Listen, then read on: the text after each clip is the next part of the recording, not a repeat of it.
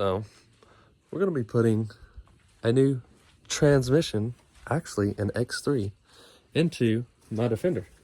So I think then we're going to take the bed off. They take the exhaust off for sure, and also take the belt box off and the clutches, and we'll see where we can go from there. I'm almost positive we can take the axles out by just maneuvering the transmission left and right without actually unbolting the A-arms and pulling them out of the way. But we'll see when we get into it, so let's get started. Also, don't pay any mind on them big ass tires. We got something coming. Alright, so first thing you need to do when you're doing all this is your header bolts. Spray them with some WD, because you will be taking them off. And then these two clamps here, you'll be taking them off as well to get the heat shield off. And then you can take the spring clamp off of here, and then the whole exhaust will come off after you unbolt it from, actually I don't really know which side it comes bolted on. Oh, it's down at the bottom. There's a couple bolts on the bottom. But then you undo these spring clamps. So, first time I've ever taken the belt cover off, but that's just some dirt that was on top of it. But dude, this thing is clean. I must not got anything on this thing. Also, you'll need a 10 to take off these clamps for here, and then also a 10 for these as well. I think that's a star bit as too, but ain't nobody got time for that. Then you need to undo your snorkels from the backside, unbolt your primary and secondary clutches, and then you need to press this one off, and this one should just come right off. This is a little different from what I've done in the past. Usually I just throw music in here, but we're going to talk about all the steps needed to take this transmission out. So first, pull the muffler off, and then there's two bolts actually underneath the muffler that hold it onto the frame. Take those off, and then you have the gear actuator. There's an 8mm through bolt that holds the gear selector onto the transmission, and then as well as a 19 and a 21 that hold the linkage up and down up on the transmission, and the whole thing will come off. Then there are 3 bolts holding the transmission cross brace in the rear together, 3 on the driver's side, 3 on the passenger side. And then there's 3 holding 2 of the arms that go on the left side and the right side of the transmission.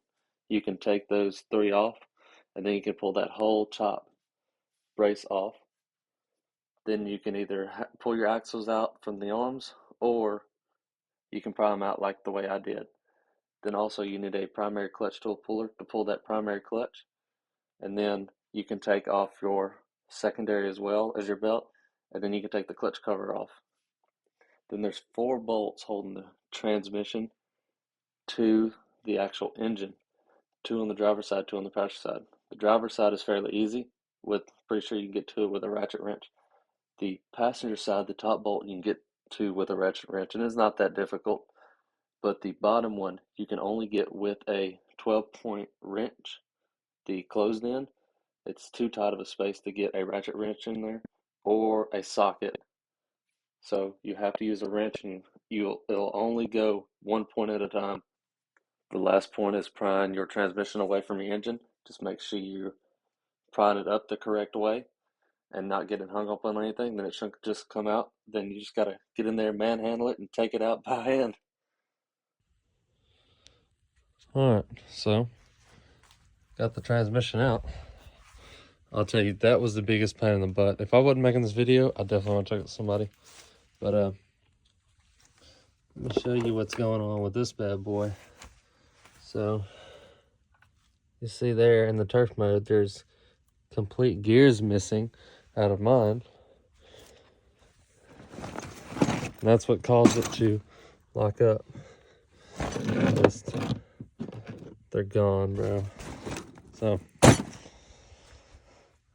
this case has to go to Turner.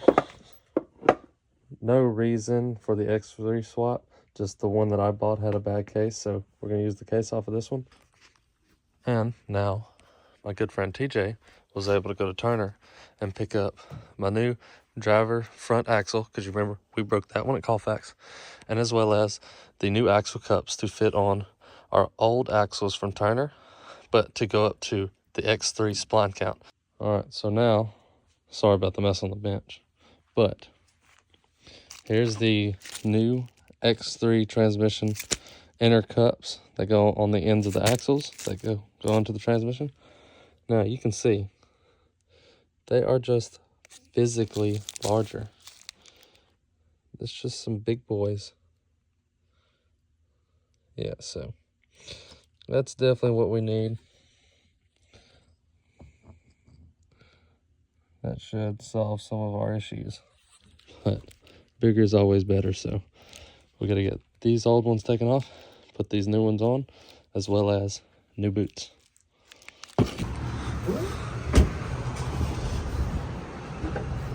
Let me tell you, they don't make them like this no more. Motherfucker done drove 7 goddamn hours to get me that fucking transmission and axle. So hopefully we get it put in time. Alright, so let's go over the differences between the two transmissions. So this is the X3, this is the Defender. So first off, when you go from the Defender transmission to the X3, is this bolt hole right here. In the X3, it's not drilled out to accept the through bolt. Now you don't have to thread it. All you have to do is just drill it out. I see how this one's drilled out? That's the difference, number one. Number two is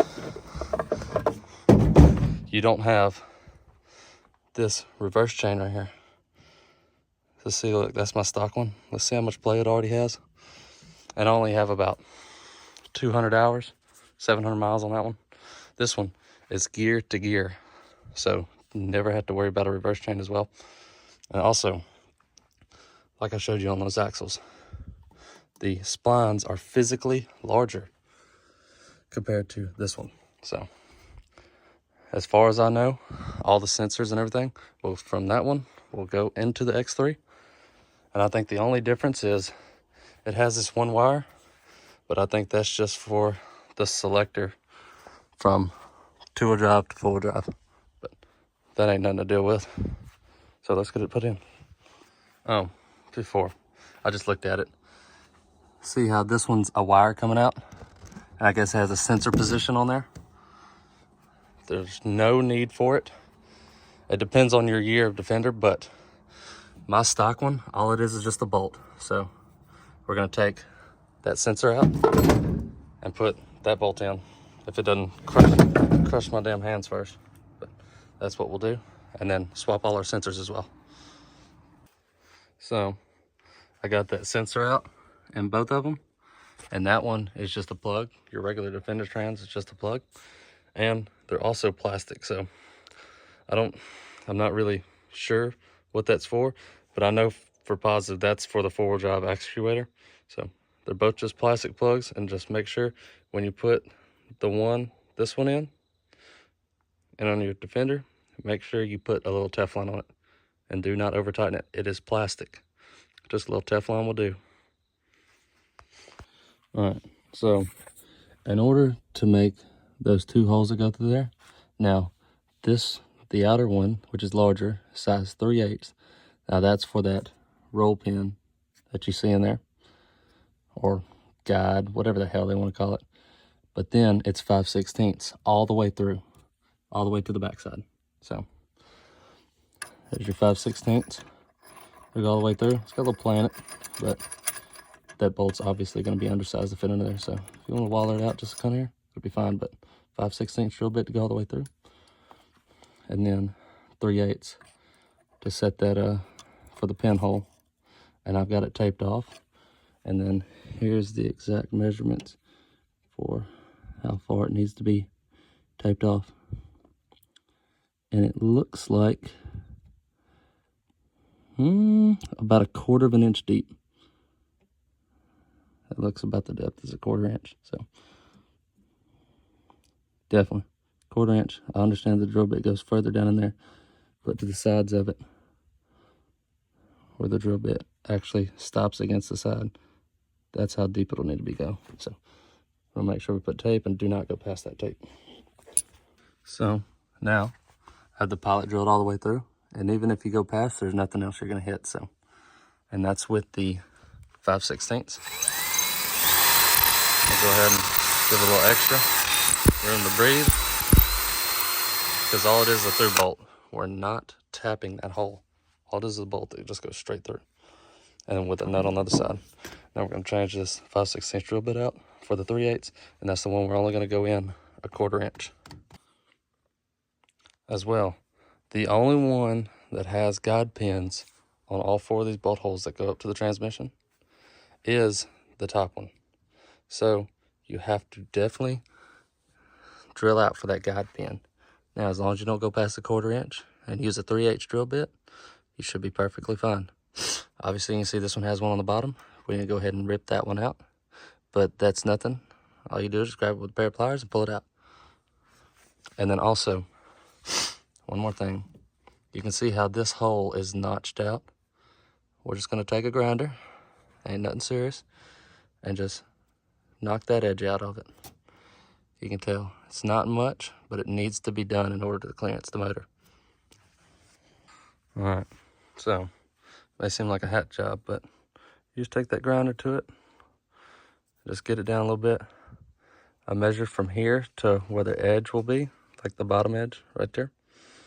And the magic number is about a 1/4 of an inch. So if you get it flat about a 1/4 of an inch down this way, you're good.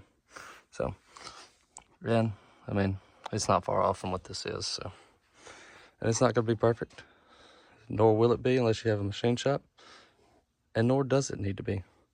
It's just the through bolt. All it is the hold flush against that motor. You just don't want that edge catching. So now that we got it all drilled out, we're going to swap all our sensors over and then slap it in the bike. I know I keep going back and forth between these 2 transmissions, but as you can see, there's a solenoid here on the back side, which will go on, supposed to go right here. But as you can see, it's not drilled out, nor is there a hole for it, as well as either a plug. See, because that solenoid is actually to activate the turf mode to engage the locker that is in that spool. So if you have a Defender, I know the XMRs and the Limiteds do not have turf mode. So if you do have it, you can just undo this solenoid, take everything off the back of it, and just plug it back into the bike, but just leave it hanging. Because, you know, once you make the swap, you're never going to have to worry about it again. But it needs to be on, that way it doesn't throw a code on the actual bike itself. So, and then the other 2 are, pretty sure this is the speed sensor, and that goes on top here. Make sure you have a good O-ring to put in there, or you can just reuse the one as long as you don't damage it. I'm not honestly sure what this sensor is. That's probably for the gear selector sensor. That way it tells the computer which gear it's in.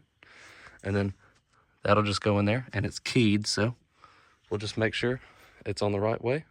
Make sure we don't get them too tight, because those are plastic. We do not want to break those.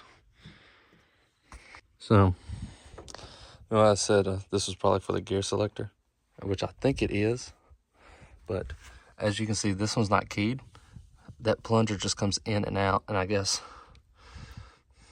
I honestly don't know, but activates the sensor somehow from the different positions.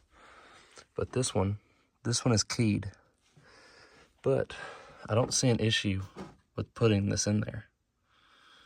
So even if we can't put it in there, which I know we can't, that key hits it. There's a seal in there, so I'm gonna try to find a sensor, make sure it plugs in the same, because it's 3-prong. But I'll see what I come up with. I lied. There's more than one you have to drill out. So this one's not drilled out at all. This one is a little bit, but it's just a pilot. You have to drill it out to the 5/16, just like this one. So see how the stock one goes all the way through to the back side? just like that. So, and you can see this one, there's a pilot in there. You can barely see it, but it's not big enough, so we gotta make it larger, as well as while you're drilling it, to be able to get this, I don't know, the guide out, whatever the hell they call it. So it's currently 2 o'clock in the morning. I have to get up at 4:30 to go to work, but the transmission is in, it's spinning, exhaust is on, still gotta do the snorkels, the belt cover, and also that sensor right there. So in the 19 and down, it's a different sensor.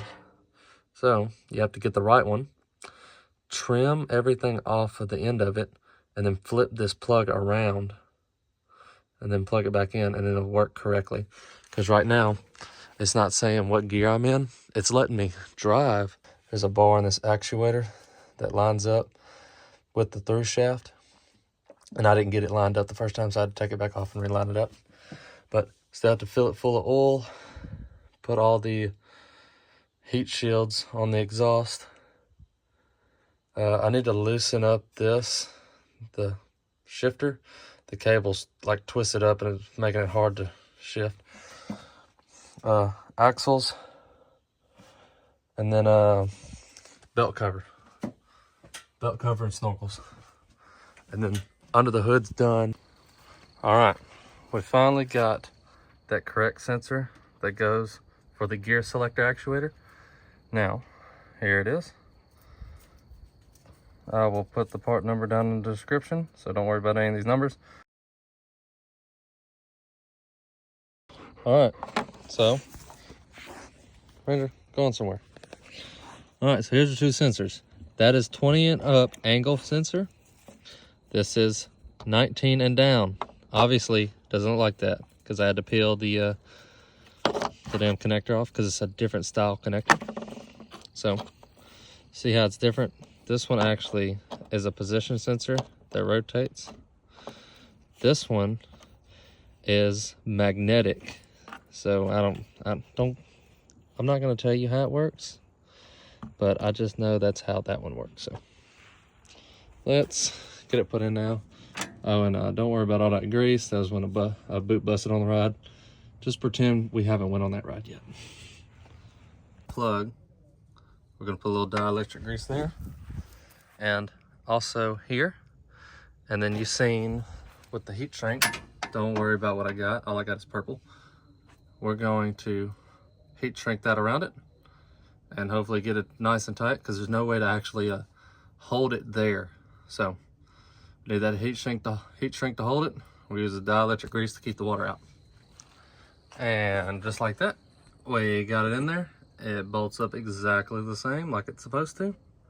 It's almost the exact same plug, except I don't know, it's whatever. But I got it heat shrinked. Got a dielectric. It's holding it. Obviously my heat shrink was too big, so we'll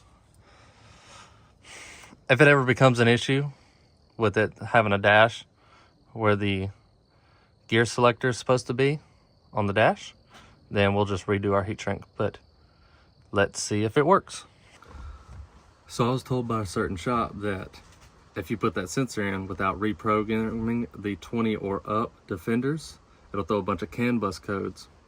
But for just his wiring harness, special pigtail, that way you don't have to cut the sensor or anything, he said it's $500 for 2 plugs and 3 pieces of wire and some heat shrink. So I wasn't doing that. And I knew that you could just flip that sensor, the plug upside down, and it works well with that sensor. And no one said it's ever caused an issue, but there's only one other place where I've seen this done, and that was on some Facebook forum back in 20. So we're gonna try it. He also said the reflash was another $700 on top of that, so $1,300 just for a sensor and a reflash, which I think is kind of unreasonable. But if we don't have these issues with the throwing CAN bus codes, we obviously know we're fine.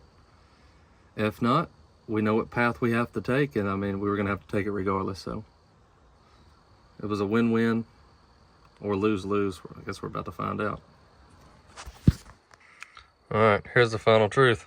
Also, don't worry about all the dirt. We just made a ride and, you know, it had the dash on the screen, but I wasn't really worried about it. And also, don't worry about all the grease on me and on my face. Because of, I blew that boot on the last ride, and that was exactly where the sensor was, so it is what it is. Don't worry about it. But let's give it a try. Oh, don't do that. Yeah, maintenance required. All that is for is just, I'm pretty sure it's just oil change or something. It's in park. Before I crank it up, let's see. That's reverse. Oh, that's neutral. Drive. Low. I think we're all right. Oh, damn. Oh, there we go. You know Defender transmissions. Oh.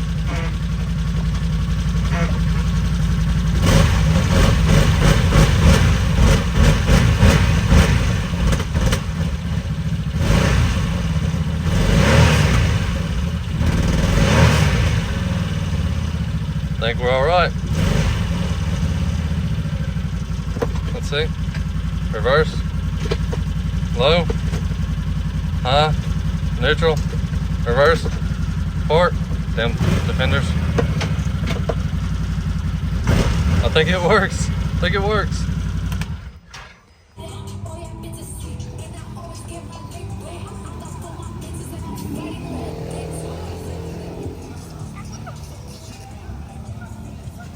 I forgot to film an outro, but I'm very pleased that I went ahead and went with the X3 swap, and I actually wound up spending less money than building my Defender transmission. So thanks for watching. Deuces.